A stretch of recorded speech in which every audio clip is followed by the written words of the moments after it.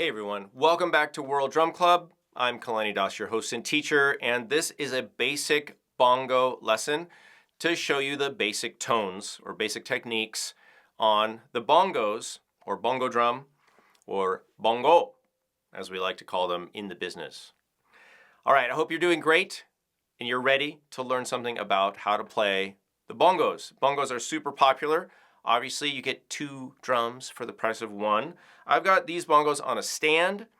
Makes it a little bit easier. I recommend a little sit-down stand. And you can do that. You can stand up on a stand. You can stand up on the bongos. No, don't do that. But I'm putting them here to just make it easy. Of course, traditionally, we hold the bongos between our legs.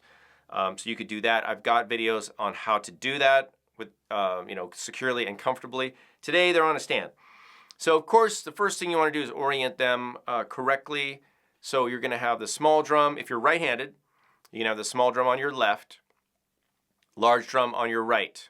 All right. Just for information, small drum, if you're doing some reading about salsa and Cuban culture and traditions, we call that the macho. Large drum, hembra, H-E-M-B-R-E. Hembra, A. I don't know. Hembra.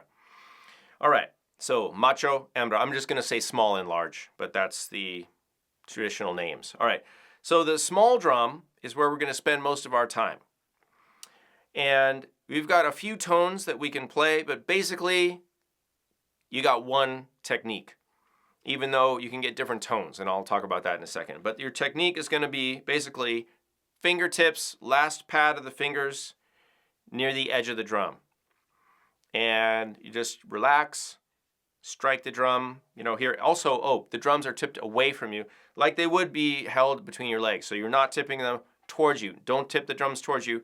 Tip them away just like I have here. Slight angle. Kind of want it lined up, this way. All right. Strike near the edge with the tips of your fingers.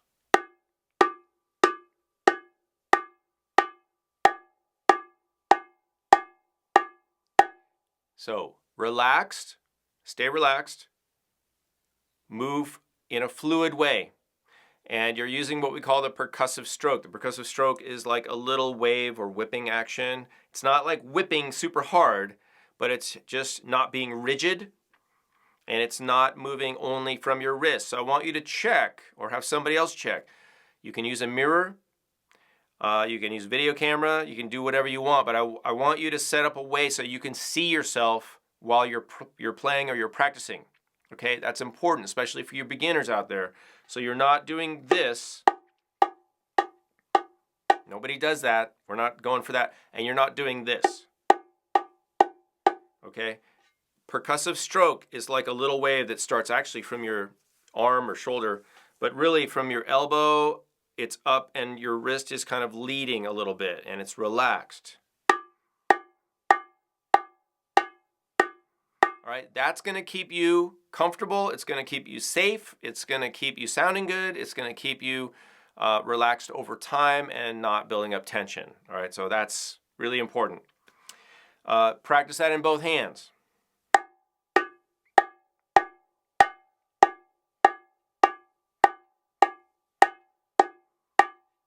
Okay, bounce off a little bit. I'm exaggerating right here, but you don't want to go and get stuck down onto the drum head. All right, so feel a little bit of release or resiliency, little bounce after the stroke. All right, let's go to the large drum. We'll come back to the small one. Your sound on the large drum is going to be a little different. It's going to be similar, but you're going to move on to the drum head a little more. I wouldn't say all your fingers, your whole length of your fingers, maybe if you have smaller hands, or depends on the size of the drum. What we're going for is just a nice full tone.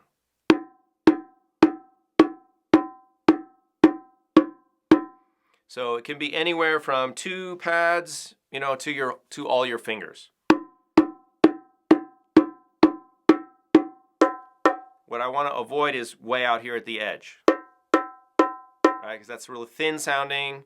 It's not satisfying. So let's go move in. You're going to have to experiment. Like I said, every set of drums is different.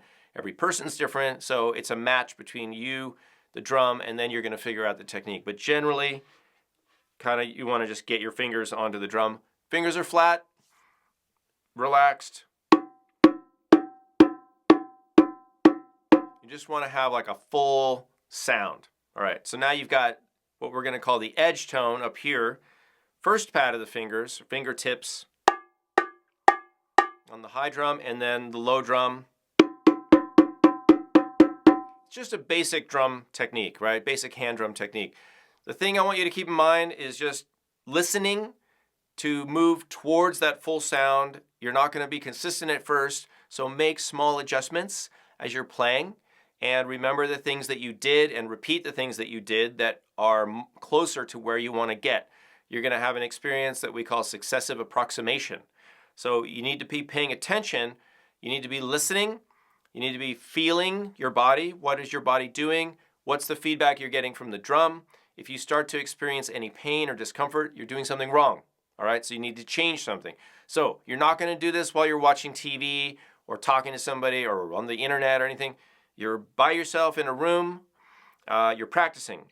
So that means you're paying attention to what you're hearing, to what you're seeing, and to what you're feeling. All right, all of those things. Use a mirror if you can. You can get a cheap mirror, like the one that hangs on the back of a door, dressing mirror. Put it out in front of you so you can see from different angles. All right, now let's go back to the small drum. I got one more sound for you today in this lesson, and that is going to be the muted edge tone. We're going to mute the high drum with either or, and we're going to use both. We're going to have either our thumb on there, or we're going to have our fingertips, and that's in the center of the drum pretty much. So thumb, side of the thumb, not straight down, but just the side of the thumb, touching here, right here, or the fingertips, like that. So you're going to practice that first. Same technique as we did before, but now with the finger or thumb on the head. Now what does that do? It produces a higher, drier sound, sharper sound. Why? Because we're basically splitting that head in half. First of all, we're muting it a little bit in the center. So we are reducing the resonance. We're also kind of creating a smaller head, playable head area. We're kind of splitting that head in half. So that's going to be a smaller drum sound, right? Higher pitch, shorter, higher, drier sound.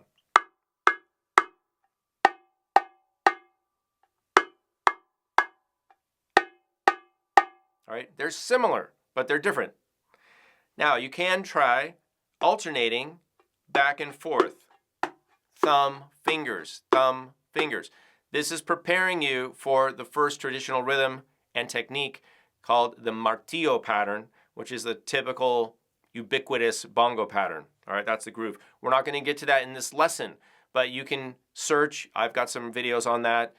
Other people have videos on that. There's lots of information online, all right? So this is getting you ready for that, but I want to get you off to the right start. I want to get you off to a start that's going to keep you headed in the right direction. You're not going to have to make any U-turns and come back on your path, all right? You can just keep going. You've got a good foundation. So let's play the edge tone, and we're going to alternate thumbs and fingers and open sounds. So it's like this. Just listen, and then I'll talk about exactly what I'm doing.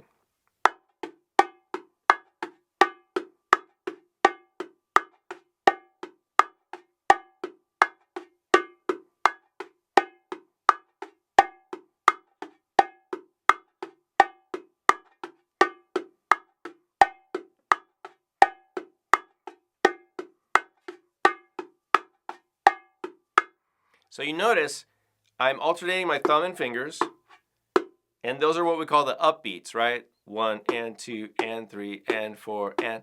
Actually, we start with our thumb on the 4 and. 1 and 2 and 3 and 4 and 1 and 2 and 3 and 4 and 1 and 2 and 4 and 1 and 2 and 3 and 4.